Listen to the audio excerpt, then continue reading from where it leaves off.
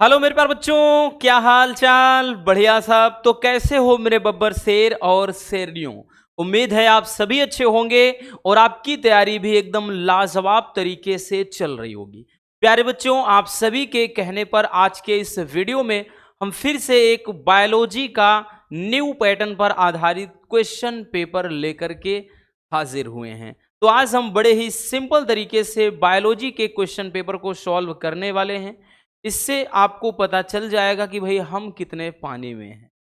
क्योंकि आपको भाई कहते हैं ना कि जब ऊंट पहाड़ के नीचे आता है तभी उसको अपने औकात का पता चलता है। पहले तो लगता है कि भाई मैं सबसे ऊंचा हूं, मुझसे ज्यादा ऊंचा कोई नहीं है। तो इससे एक आइडिया जरूर लग जाएगा, बुरा मत मानना हमारी बातों का। इससे भी आपके औकात की पता चल जाएगी कि हाँ एक्चुअल में आपने कितनी तैयारी की है, किस तरीके से आपकी प्रिपरेशन चल रही। ठीक है बच्चों, चलिए शुरू करते हैं भैया क्वेश्चन पेपर को। और आपको भाई कमेंट करना है लास्ट में कि आपके कितने क्वेश्चन बन रहे हैं इस पेपर सेट से। तो ये 2025 के लिए आपका बायोलॉजी का क्वेश्चन पेपर रहने वाला है। पूर्णांक आपका भैया 70 का ही होगा, क्योंकि फिजिक्स केमिस्ट्री और बायोलॉजी में हमने पहले भी बताया है कि जो 30 नंबर आपको मिलेंगे वो प्रैक्टिकल और वाइवा के मिला करके होते हैं। ठीक है, ये सेट नंबर इस तरीके से दिया रहेगा। बाकी यहां पर आपको अपना रोल नंबर फिल करना है और यहाँ पे नाम, जो भी आपका नाम है वो लिख देना है। ठीक है, उसके बाद अब आ जाएंगे हम नीचे। तो भैया ये आपका समय दिया रहेगा। ठीक है, समय दिया रहेगा कि हाँ कितना टाइम है, 3 घंटे 15 मिनट, जो हर एक क्वेश्चन पेपर के लिए सेम ही रहेगा। ये किसी के लिए कम ज़्यादा थोड़ी ना रहेगा। 15 मिनट आपको समय भाई पेपर को पे बिताना है, पेपर को पढ़ना है, ढंग से क्वेश्चन को समझना है, तभी जाकर के। ये बात हम बार बार आपसे बोलते हैं कि भैया पहले आप जैसे ही बोर्ड पेपर में बैठेंगे, पेपर जब पाएंगे बच्चों, 15 मिनट पहले पेपर को ढंग से पढ़ लेना है। शुरुआत आपके बहुविकल्पी प्रश्नों से होता है। चलिए देखते हैं बच्चों पहला क्वेश्चन। पहला क्वेश्चन क्या कह रहा है? पहला देखिए, पहला क्वेश्चन बहुविकल्पी होगा कि सही विकल्प चुनकर अपनी उत्तर पुस्तिका में लिखिए। क्वेश्चन है आपका का कि बहुभ्रूणता की खोज की गई है। यहाँ पे पूछा है कि बहुभ्रूणता खोजी गई। तो ऑप्शन है ल्यूवेन हाक द्वारा, या फिर माहेश्वरी द्वारा, या फिर विंकलर द्वारा, या फिर कूपर द्वारा। तो हमारे जितने भी प्यारे रसगुल्ले हैं, हमने टिप्पणी वाले क्वेश्चन में भी और चैप्टर 1 के 1 शॉट में भी इसे बहुत अच्छे तरीके से समझाया है। तो हमारे जो भाई स्टूडेंट रेगुलर वाले हैं वो तो आंख मूंद कर इसको बता सकते हैं कि ल्यूवेन हाक द्वारा। ठीक है, पूरा नाम एंटोनी वान ल्यूवेन हाक है। अगर ये भी पूछता कि भैया किसमें की गई, तब भी आप बता सकते थे कि संतरे में, क्योंकि इन्होंने सर्वप्रथम बहुभ्रूणता की खोज किसमें ही किया था? संतरे में ही किया था। किसने? एंटोनी वान ल्यूवेन हाक, इनका पूरा नाम है। चलिए बबुआ, अगला क्वेश्चन कह रहा है कि संदेशवाहक जो आरएनए होता है, जिसको बोलते हैं mRNA, मैसेंजर आरएनए, का निर्माण होता है कहाँ होता है? ठीक है भाई, ये जो संदेशा, चिट्ठी ना कोई संदेश, जाने वो कौन सा देश जहां तुम चले गए। ठीक, तो संदेशवाहक आरएनए पूछ रहा है, मैसेंजर आरएनए का निर्माण कहाँ होता है? विकल्प आपका है केंद्रक में, राइबोसोम में, गाल्जी काय में, या फिर भैया कह रहा एंडोप्लाज्मिक रेटिकुलम में। तो आपको बताना है कि जो mRNA है, मैसेंजर आरएनए, तो भैया अगर आपने 1 शॉट देखा है, जो आपका मतलब आनुवांशिक वाला, आणविक आधार वाला जो चैप्टर है ना, उसमें हमने आरएनए के प्रकार, तीनों प्रकार, ठीक, जो tRNA, mRNA, ठीक है, rRNA होता है, सबके कार्य कहाँ पर बनता है? तो जो mRNA होता है वो केंद्रक पर होता है। ठीक है, यानी केंद्रक में बनता है भैया। तो ये option first is the correct answer.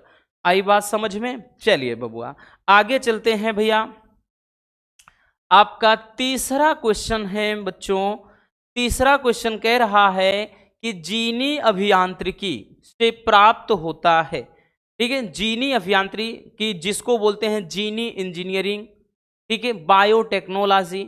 तो यहां पर हम कह रहे हैं कि जीनी अभियांत्रिकी से क्या प्राप्त होता है? ऑप्शन फर्स्ट है सुनहरा चावल, जिसको अपन गोल्डन राइस कहते हैं, या फिर कह रहा है ग्लूकोज, या फिर बच्चों ऑप्शन 3 है गेहूं, ऑप्शन 4 है आपका मक्का।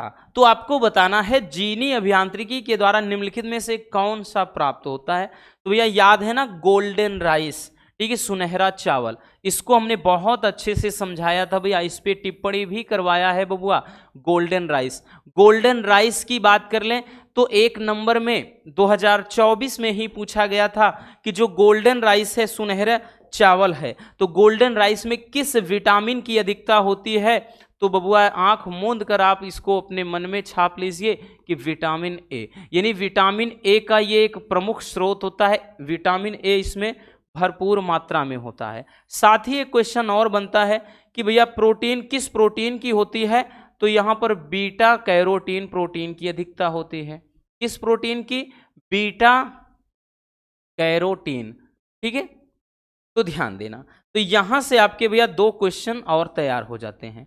अगर सुनहरा चावल बोल दे, गोल्डन राइस, तो ये चावल की एक नस्ल, एक प्रजाति होती है जिसमें जीनी अभियांत्रिकी द्वारा हेरफेर करके, यानी इसमें क्या होते हैं, मतलब यहाँ पे भरपूर मात्रा में विटामिन ए का एक अच्छा स्रोत तैयार बना दिया जाता है, ठीक है। और मतलब किस टेक्नोलॉजी के द्वारा? जीनी अभियांत्रिकी के द्वारा। तो यूं कह लें कि विटामिन ए का ये अच्छा स्रोत माना जाता है, ठीक है। किस प्रोटीन की अधिकता? बीटा कैरोटीन की, ठीक। तो ये चीजें भी आप याद रखना। चलिए भैया आगे क्वेश्चन चलते हैं। अगले क्वेश्चन पर आ जाते हैं बबुआ। हमारा नेक्स्ट क्वेश्चन क्या है? तो नेक्स्ट क्वेश्चन है कि दुधवा राष्ट्रीय उद्यान स्थित है। तो भैया लास्ट वाले चैप्टर से है। दुधवा राष्ट्रीय उद्यान कह रहा कहां पर स्थित है। ऑप्शन है हिमाचल प्रदेश में, उत्तर प्रदेश में, मध्य प्रदेश में, अरुणाचल प्रदेश में। तो भैया ये जो दुधवा राष्ट्रीय उद्यान है ये उत्तर प्रदेश में स्थित है, ठीक है। कहां पर स्थित है? तो भैया अपने यूपी में स्थित है, ठीक। चलिए आगे चलते हैं। अब देखिए भैया जो अति लघुत्तरीय प्रश्न होगा ना बच्चों, अति लघुत्तरीय प्रश्न की बात कर लें, ये सारे 1 लाइनर बोले तो 1 नंबर वाले क्वेश्चन होंगे। पहला क्वेश्चन कह रहा है कि स्तनपान अनावर्त के एक गर्भ निरोधक के रूप में 2 लाभ लिखिए। ठीक भैया, देखिए कह रहा स्तनपान के 2 लाभ लिखना। स्तनपान का मतलब समझ रहे हैं ना कि जो महिलाएं मतलब रेगुलर नियमित रूप से अपने बच्चों को स्तनपान कराती हैं, यूं कह लें कि जो शिशु मां का दूध पीता है लगातार, मतलब लंबे समय तक, तो इससे 2 लाभ। सबसे पहला ये होता है कि भैया उनमें जल्दी यानी तुरंत उसके बाद गर्भधारण की संभावना नहीं होती जो स्तनपान रेगुलर कराती हैं, ठीक है। तो ये होता है। और दूसरा इसमें ये होता है कि ब्लड सर्कुलेशन अच्छा रहता है। तो ये 2 लाभ हो जाएंगे, ठीक है। जैसे दूसरा क्वेश्चन है तो ये तो लाभ हो गया, बहुत सारे लाभ है तो 2 पूछा था। अब हीमोफीलिया को कह रहा ब्लीडर रोग क्यों कहते हैं, बहुत ज्यादा इंपॉर्टेंट क्वेश्चन है बच्चों। हीमोफीलिया को ब्लीडर रोग क्यों कहते हैं? देखिए हीमोफीलिया को ब्लीडर रोग क्यों कहते हैं, देखिए अक्सर क्या होता है, ये हीमोफीलिया एक एक्स सहलग्न रोग है। कौन सा है? एक्स सहलग्न रोग है। एक्स सहलग्न, जिसमें जो जीन होते हैं वो एक्स गुणसूत्र पर ही बैठ जाते हैं, ठीक है। इससे और बात कर लें तो चाहे हीमोफीलिया की बात करें चाहे वर्णांधता, दोनों एक्स सहलग्न है। अब इसमें होता क्या है, ये एक्स सहलग्न रोग है। इसमें अगर व्यक्ति को चोट लग जाती है तो ये जनरली अगर हम बात करें किसी व्यक्ति को चोट लगती है तो 5 से 10 मिनट में रक्त का जो थक्का होता है बन जाता है, नहीं ब्लड क्लोटिंग हो जाता है। लेकिन अगर बात करें कोई हीमोफीलिया से पीड़ित व्यक्ति है तो उनमें जो चोट लग जाती है तो चोट लगने के बाद ये रक्त का प्रवाह होता रहता है, यानी रक्त का जो थक्का है, थक्का नहीं बनता है। अगर बनता भी है तो कभी कभार ऐसे केसेस में बहुत लंबे समय यानी 20 से 24 घंटे लग सकते हैं।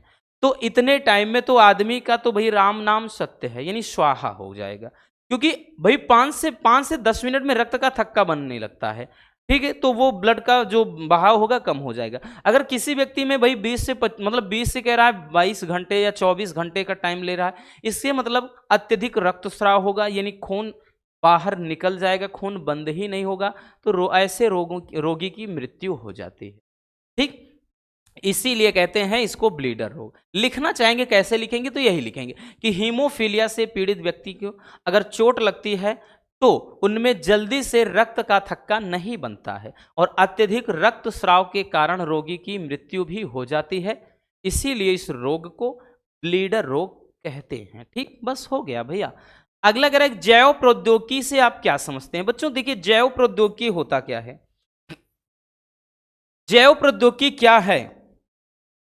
अगर हम बात कर ले तो जैव प्रौद्योगिकी मतलब एक ऐसी तकनीक है, एक ऐसी तकनीक है जिसके अंतर्गत हम बात कर लें विभिन्न प्रकार के जो एंजाइम होते हैं, ठीक है, और विभिन्न प्रकार के देखिए एंजाइम हो गया, और हम बात कर लें कि जैसे अन्य मतलब शरीर के जैसे घटक होते हैं, ठीक, विभिन्न प्रकार के एंजाइम हो गया, और उसके बाद इनमें अन्य जैसे सूक्ष्म जीवों के द्वारा कोई उत्पाद तैयार किया जाता है, तो ये सारा जो प्रोसेस होता है वो कहलाता है जैव प्रौद्योगिकी।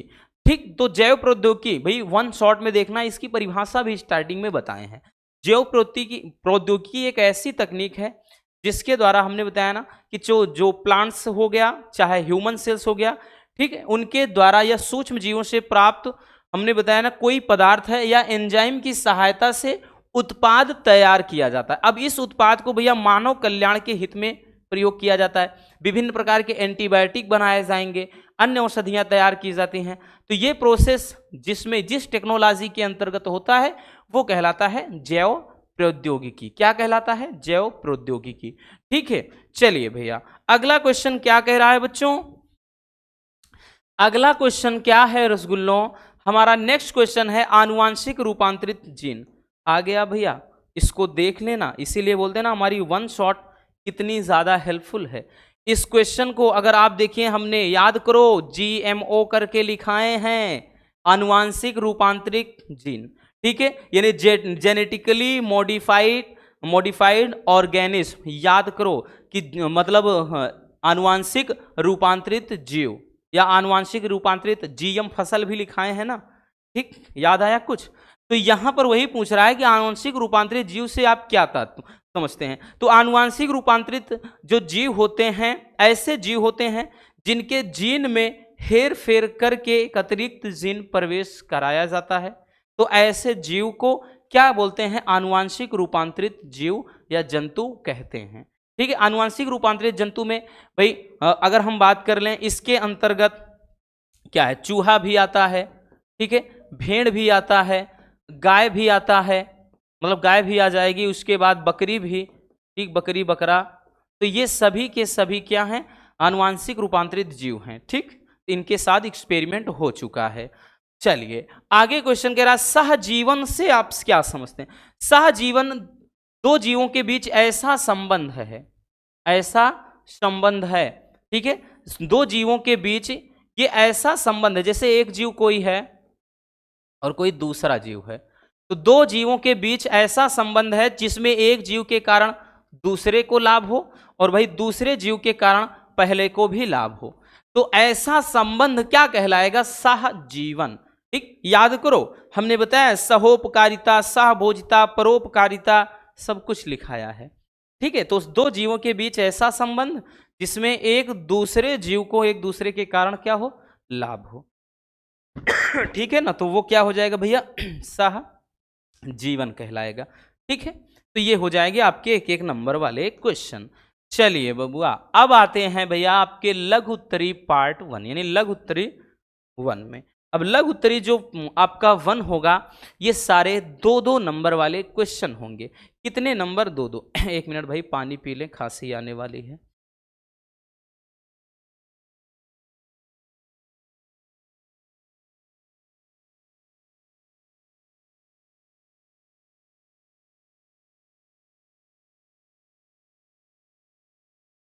देखिए भैया, अब देखिए कह रहा लघु उत्तरी प्रश्न संख्या 1 यानी लघु उत्तरी पार्ट यानी प्रश्न, ये फर्स्ट पार्ट है, फिर उसके बाद इसमें सेकंड। भाई तीसरे का का खा गा घा करके इस तरह से क्वेश्चन रहेगा। आपके सारे क्वेश्चन 2-2 नंबर वाले।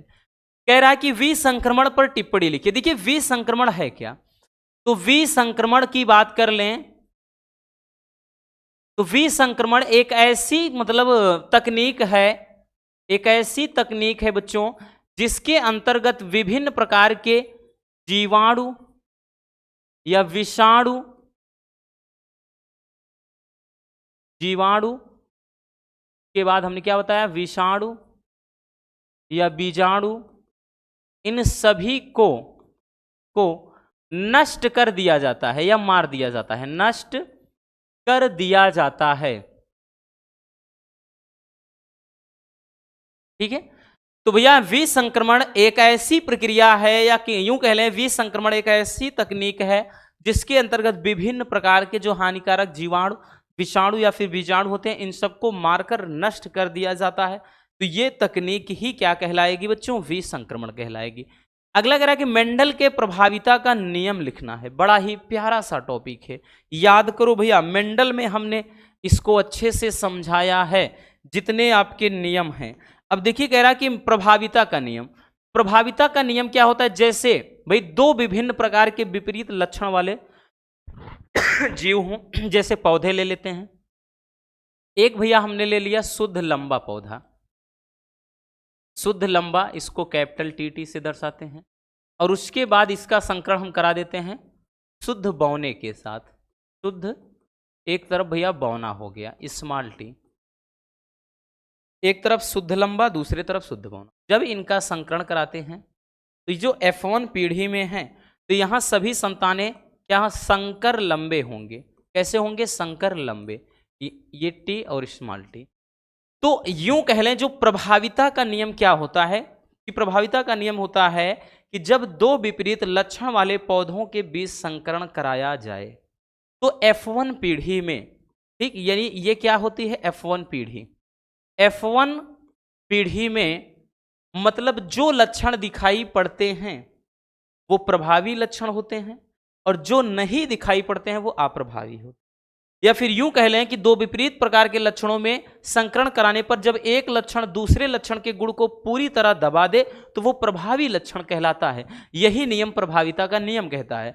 ठीक, इसमें अगर हम बात कर लें जो कैपिटल टी होगा वो प्रभावी होगा और जो स्मॉल टी होगा भैया वो अप्रभावी होगा।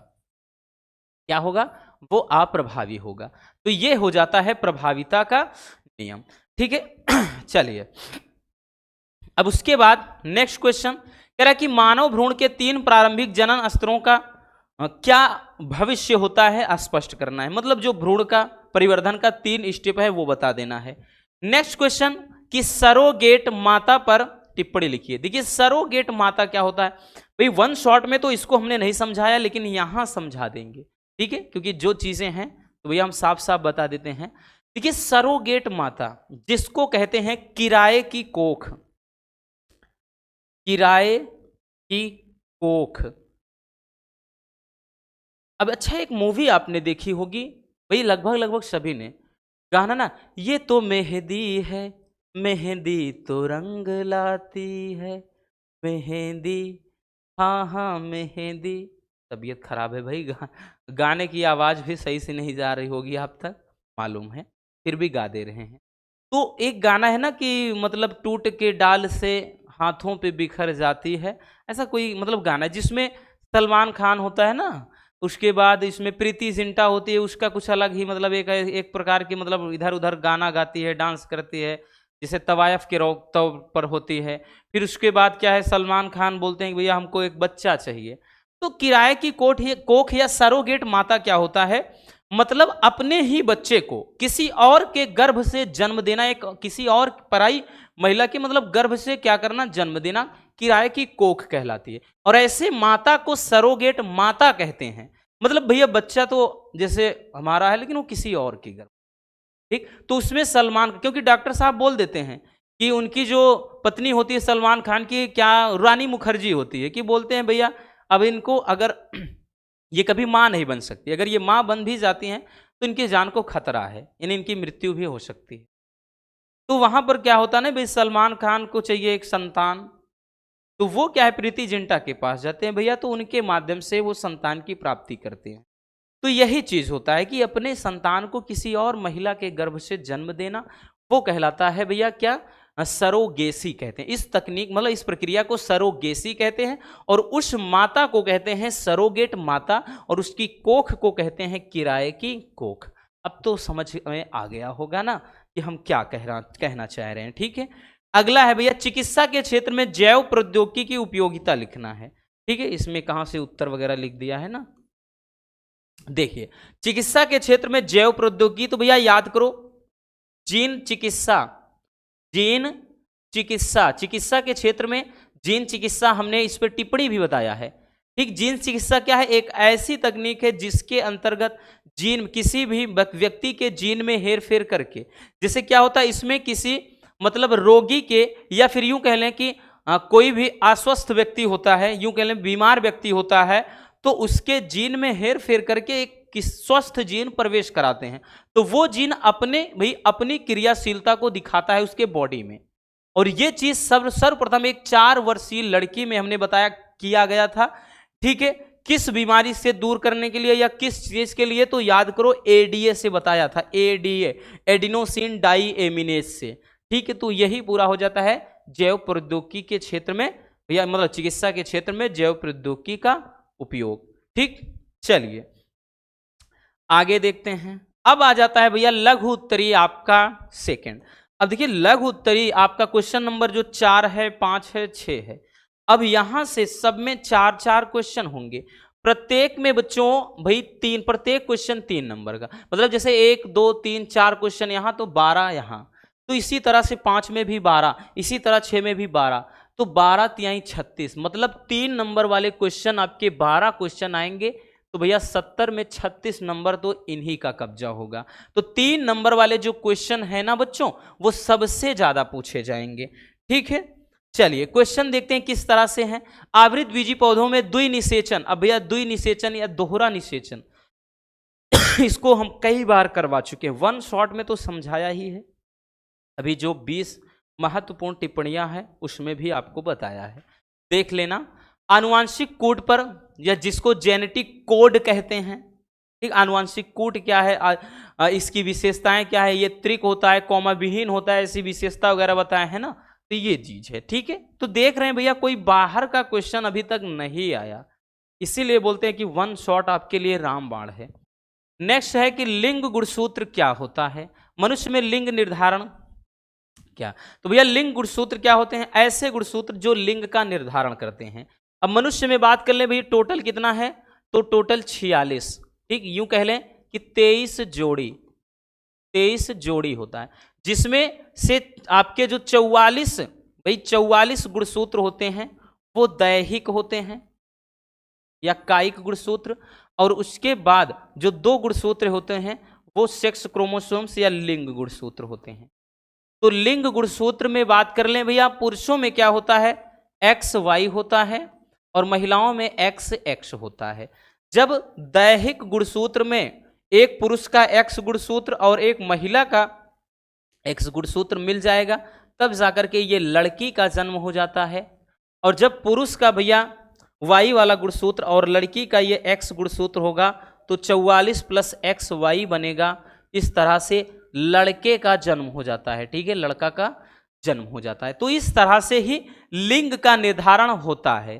ठीक है, तो आप यहां पर वही चीज लिखेंगे। तो लिंग गुणसूत्र ऐसे गुणसूत्र होते हैं जो लिंग का निर्धारण करते हैं। फिर वही कह रहा है कि लिंग निर्धारण में इनकी क्या भूमिका होती है, तो आप लिखेंगे कि मनुष्य में 23 जोड़ी गुणसूत्र या 46 गुणसूत्र होते हैं, जिसमें 22 जोड़ी गुणसूत्र या 44 गुणसूत्र दैहिक होते हैं, और ये वाले जो गुणसूत्र होते हैं स्त्री और पुरुष दोनों में समान होते हैं।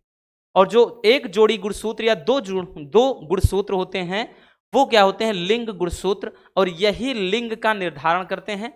ये स्त्री व पुरुष में अलग अलग होते हैं। भाई पुरुष में ये X और Y होते हैं और स्त्री में XX। जब यहाँ पे भाई 44 + XX गुणसूत्र हो जाएगा तो लड़की का जन्म, और ये हो जाएगा तो लड़के का जन्म होता है। बस ऐसे लिख देना है बबुआ। आगे कह रहा है कि भैया मांसाहारी पर संक्षिप्त टिप्पणी लिखना है। तो भैया मांसाहारी पर संक्षिप्त टिप्पणी, अब इसको भला कौन नहीं लिख सकता है? जो पढ़ा ना होगा वो भी बना बना के लिख सकता है ना बच्चों, कि मांसाहारी क्या होते हैं। मांसाहारी क्या होते भैया? कि ऐसे जीव, मांसाहारी क्या है? ऐसे जीव जो, ठीक, जो क्या करते हैं भैया, मतलब क्या है, मांस का सेवन करते हैं, मांस का सेवन करते हैं, उन्हें क्या कहेंगे भैया? उन्हें मांसाहारी कहते हैं। ठीक है, वो क्या कहलाएंगे? मांसाहारी। मांसाहारी कहलाते हैं। ठीक है, इस तरह। बाकी आपको डिटेल्स में थोड़ा ज्यादा लिखना है, क्योंकि 3 नंबर वाला क्वेश्चन है, तो एक लाइन में थोड़ी ना लिखना है, आप पूरा लिखिए कि भाई इसके अंतर्गत मतलब ये किस तरह से एक दूसरे जीव को मारते हैं, कैसे अपना भोजन बनाते हैं, उसके बाद उदाहरण कौन कौन से इनके हैं, तो बस पूरा का पूरा ये किस श्रेणी, जैसे भाई उत्पादक में पेड़ पौधे आते हैं, उपभोक्ता में ही आता है मांसाहारी, तो उपभोक्ता में प्राथमिक होता है, द्वितीयक होता है, तृतीयक वाले में उच्च कोटि के मांसाहारी होते हैं, तो पूरा डिटेल्स में लिखना है। ठीक है, ये आपके किस चैप्टर से है, तो ये 12वें से है, तो भी भाई 12 और 13 तो हमने करवाया ही नहीं। ठीक है, बीमार भी हो गए, तो 12 13 मतलब 12वें 13वें चैप्टर से है बच्चों। चलिए, अब आपका क्वेश्चन नंबर 5, क्वेश्चन नंबर 5 से बात कर लें भैया। यहां के भी 4 क्वेश्चन होंगे, सारे क्वेश्चन 3-3 नंबर वाले ही। जिसे कह रहा टीकाकरण क्या है, तो देखिए भैया टीकाकरण होता क्या है, तो कोई भी, जैसे हमने बताया, कोई मतलब किसी निष्क्रिय या यूं कह लें सुस्त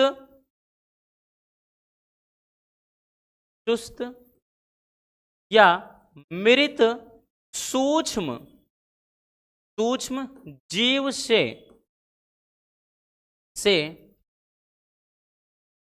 तैयार, सूक्ष्म जीव से तैयार पदार्थ को क्या कहते हैं भैया, टीका कहते हैं, टीका कहते हैं।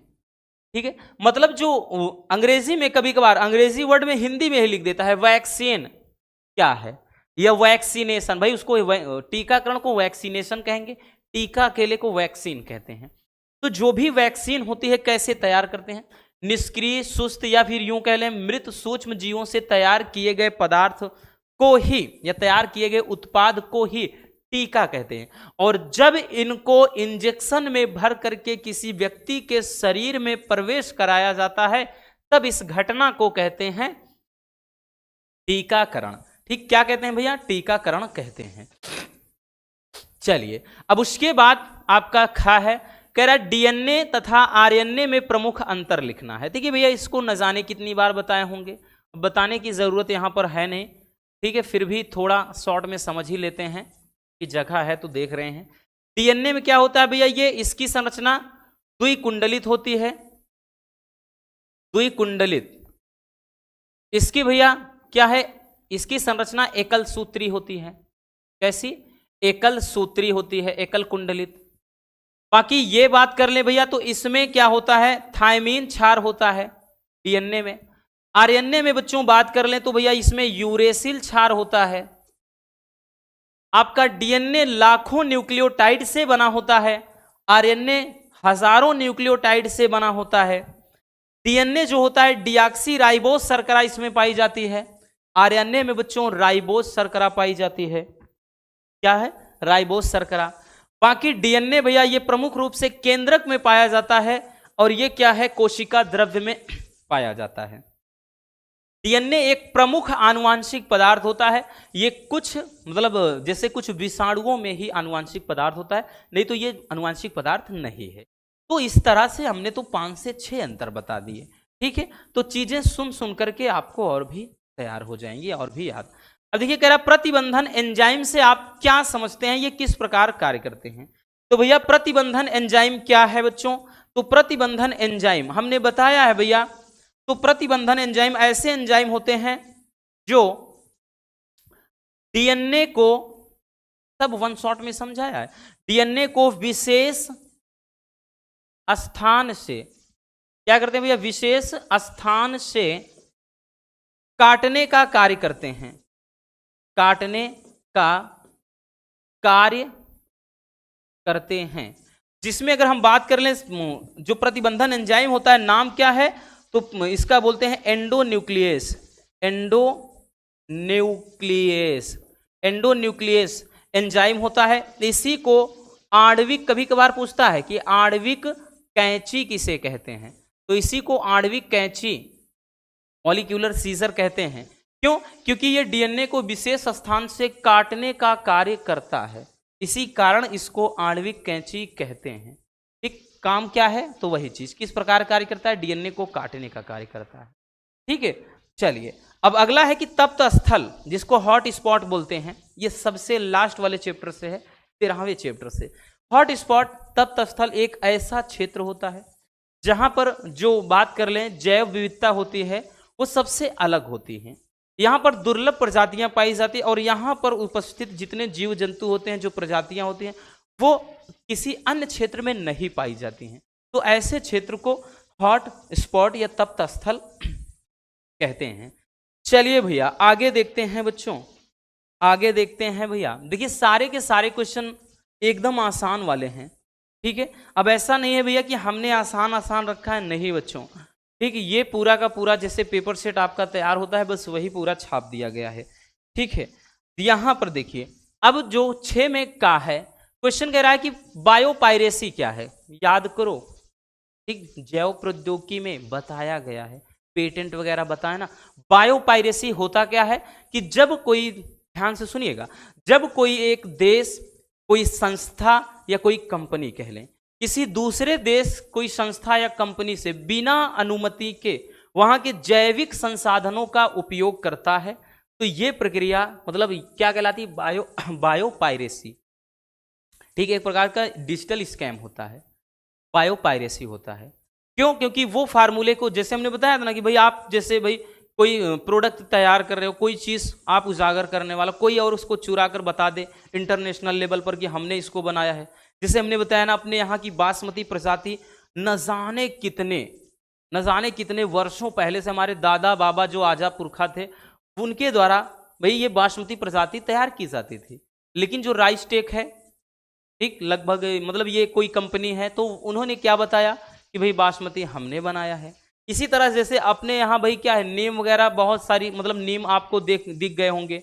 लेकिन अगर जैसे नीम से आप जो भी प्रोडक्ट तैयार हो रहा है, फेस वॉश हो गया, चाहे साबुन हो गया, हैंड वॉश हो गया, कुछ भी है, क्रीम वगैरह बन रही हैं, उससे औषधियाँ बन रही हैं, तो ये सारा का सारा टैक्स भाई भले आपके यहाँ होता है, लेकिन आपको ऐसा थोड़ी ना आपके देश को मिलेगा, नहीं। जिस देश में ये सब कुछ बनाया जा रहा है उस देश की कंपनी को सारा टैक्स जाएगा, क्योंकि उसने पेटेंट करा रखा है। तो यही चीज होता है बायोपायरेसी।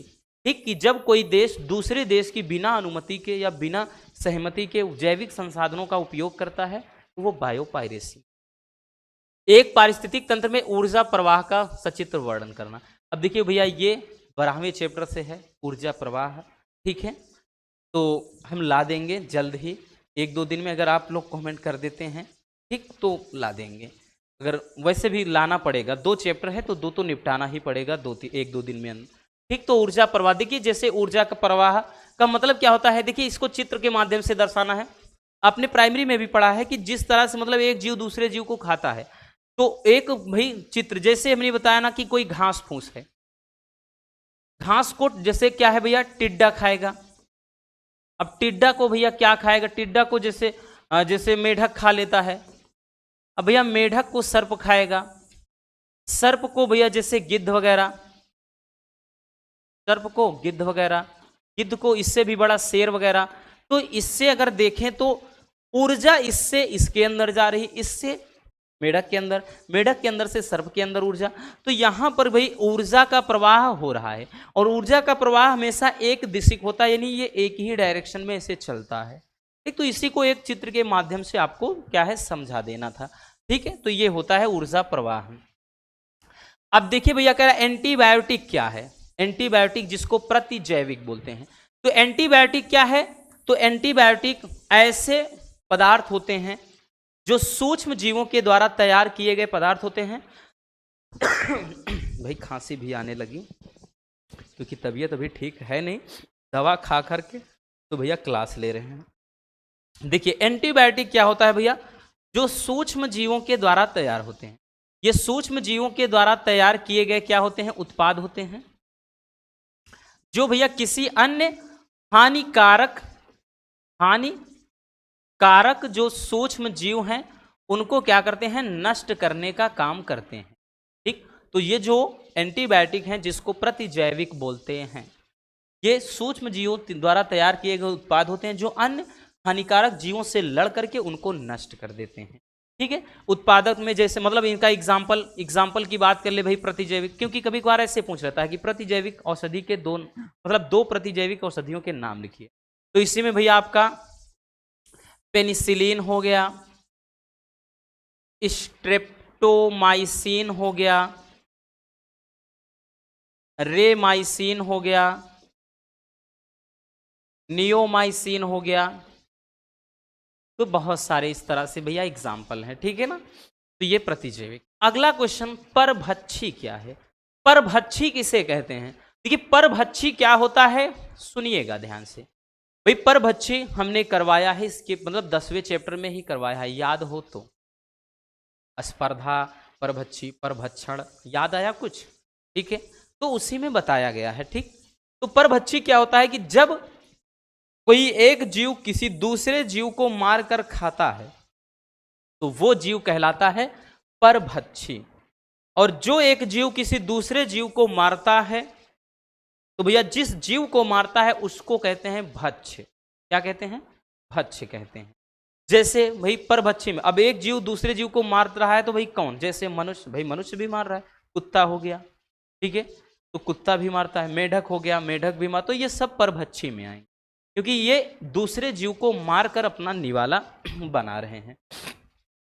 तो इस तरह से भैया आपके क्वेश्चन नंबर 4, 5 और 6 में मतलब 4 क्वेश्चन, प्रत्येक क्वेश्चन 3 नंबर का, तो आपके 12 तिहाई 36 नंबर के हो जाएंगे।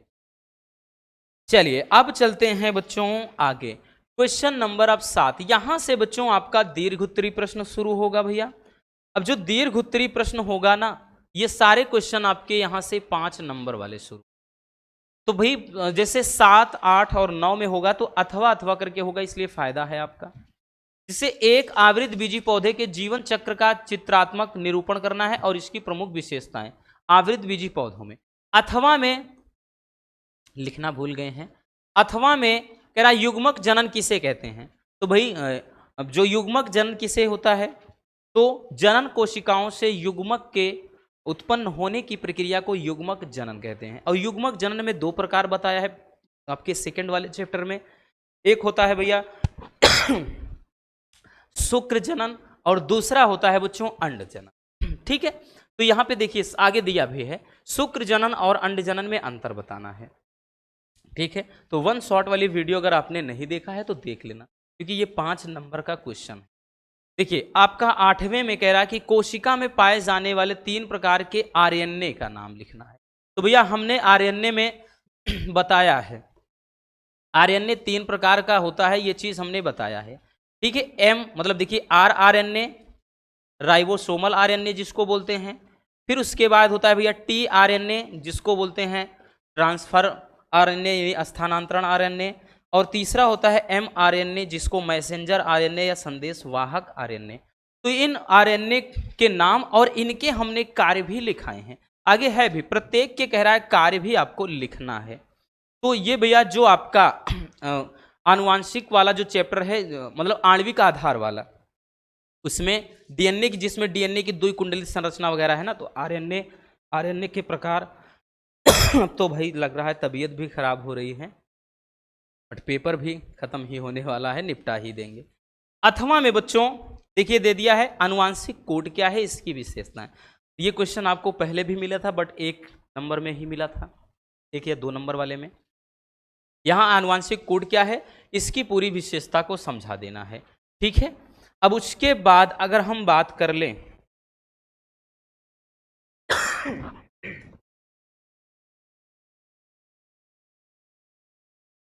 देखिए क्वेश्चन नंबर 9, क्वेश्चन नंबर 9 है अल्कोहल व ड्रग के सेवन से होने वाले हानिकारक प्रभाव का वर्णन करना है और इससे बचने के उपाय। ये बच्चों तो आपका वेरी वेरी इंपॉर्टेंट क्वेश्चन है। तो भैया जो आपका चैप्टर है जनन, मतलब जनन नहीं ऐसा है ना कि, तो बच्चों एक जो आपका स्वास्थ्य से रिलेटेड चैप्टर जिसमें भाई बात कर लें ड्रग्स है, व्यसन है, अफीम, हेरोइन वगैरह बताया है, उसमें से तो उस चैप्टर का है, बड़ा ही प्यारा सा है। अब तो भाई हमारी भी बैटरी डाउन हो रही, पसीना भी होना शुरू हो गया क्योंकि दवा खाए हैं, खांसी फिर भी बढ़ रही है। देखिए बच्चों अथवा में क्या दिया है कि जैव विविधता क्या है और जैव विविधता का संरक्षण की क्या क्या नीतियां अपनाई जाती हैं। तो बच्चों जैव विविधता, जीवों में पाई जाने वाली विविधता को ही जैव विविधता कहते हैं। लास्ट वाले चैप्टर से है और उस चैप्टर का भैया ये वेरी वेरी इंपॉर्टेंट क्वेश्चन है, क्योंकि हर एक सेट में क्वेश्चन पूछा जाता है। तो भाई जैव विविधता में किसी में संरक्षण पूछेगा, किसी में जैव विविधता की क्षति के कारण पूछता है। संरक्षण दो प्रकार का होता है इसका, एक स्वास्थानीय संरक्षण, एक होता है बहिस्थानीय या उत्स्थानीय बोलते हैं। तो इसको भाई पूरा डिटेल्स में समझा देना है। स्वास्थानीय जब हम वन शॉट लाएंगे तो बता देंगे। स्वास्थानीय संरक्षण वो होता है जब किसी भी जीव को उसके निवास स्थान पर ही सुरक्षित रखा जाता है तो स्वास्थानीय, और जब किसी जीव को उसके निवास स्थान से हटाकर किसी दूसरे क्षेत्र में दूसरे स्थान पर उसको संरक्षित करते हैं तो उत्स्थानीय या बहिस्थानीय संरक्षण। ठीक है, तो ये इस तरह से भैया आपका ये बायोलॉजी का जो क्वेश्चन पेपर है ना बच्चों, टोटल कंप्लीट होता है। इससे एक आइडिया लग गया होगा कि आपकी तैयारी कितनी। अब आपको कमेंट करना है भैया कि आपके कितने क्वेश्चन। उम्मीद है आज की ये वीडियो काफ़ी ज़्यादा पसंद आई होगी। अगर वीडियो पसंद आई हो रसगुल्लों तो प्यार से लाइक ज़रूर कर देना, और नए हैं तो चैनल को सब्सक्राइब ज़रूर कर लीजिए ताकि मज़ेदार टॉपिक आप तक रेगुलर पहुँचते। मिलते हैं किसी और शानदार टॉपिक के साथ। Love you, bye bye, take care. और हाँ, एक प्यारा सा कमेंट बॉक्स में छोड़ दीजिए।